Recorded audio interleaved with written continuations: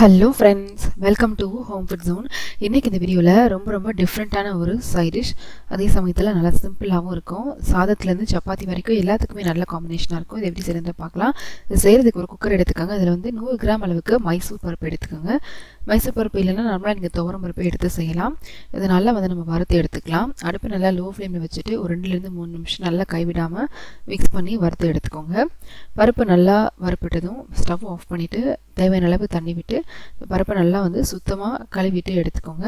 இந்த பருப்பு வந்து மூழ்கிற அளவுக்கு மட்டும் தண்ணி ஊற்றிக்கோங்க. தண்ணி ஊற்றி வந்து குக்கரில் ஹை ஃப்ளேமில் ஒரு விசில், லோ ஃப்ளேமில் ஒரு விசில் விட்டு ஸ்டவ் ஆஃப் பண்ணிவிட்டு ப்ரெஷர்லாம் நல்லா ரிலீஸ் ஆனதுக்கப்புறம் திறந்து பார்த்திங்கன்னா பருப்பு நல்லா வெந்திருக்கும். அதே சமயத்தில் குழஞ்சிருக்காது.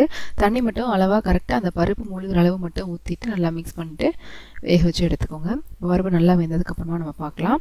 இப்போ இதுக்கு தேவையான பொருட்கள் வறுக்கிறதுக்காக இன்னொரு பேனை சுடு பண்ணிவிட்டு ஒரு டேபிள் ஸ்பூன் அளவு எண்ணெய் சேர்த்துக்கோங்க. இதுலேருந்து ஒரு 1/2 கப் அளவுக்கு பூண்டு, ஒரு 5-6 பச்சை மிளகாய் வந்து சேர்த்துட்டு நல்லா வறுத்து எடுத்துக்கலாம். பூண்டு மிளகாய் ரெண்டுமே நல்லா ஓரளவு கலர் மாறுற வரைக்கும் வறுத்து எடுத்துக்கோங்க. பூண்டு நல்லா ஓரளவு வதங்கினதும் இதில் வந்து ஒரு 1/4 டீஸ்பூன் அளவு மிளகு சேர்த்துக்கோங்க. 1 டீஸ்பூன் அளவு சீரகம் சேர்த்துக்கோங்க. ஒரு 1/2 டீஸ்பூன் அளவு கொத்தமல்லி சேர்த்து நல்லா மிக்ஸ் பண்ணி விட்டுக்கோங்க.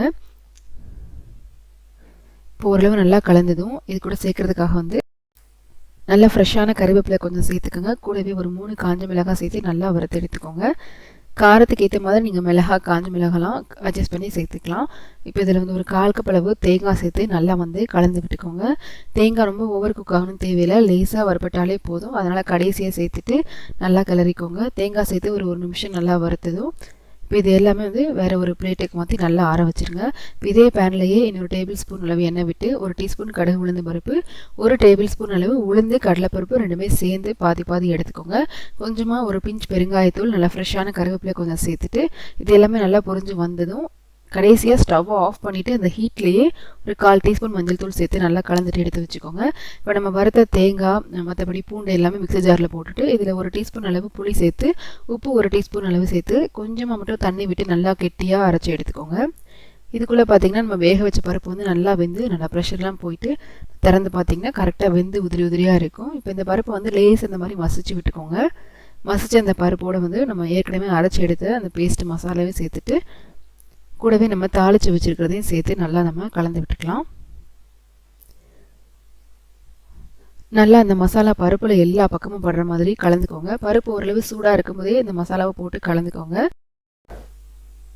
நல்லா மசாலா போட்டு மிக்ஸ் பண்ணதும் ஓரளவு லேசாக வெதுன்னு இருக்கும்போது எல்லாமே ஒரே அளவாக இருக்கிற மாதிரி எடுத்து நல்லா உருண்டை பிடிச்சி எடுத்துக்கோங்க.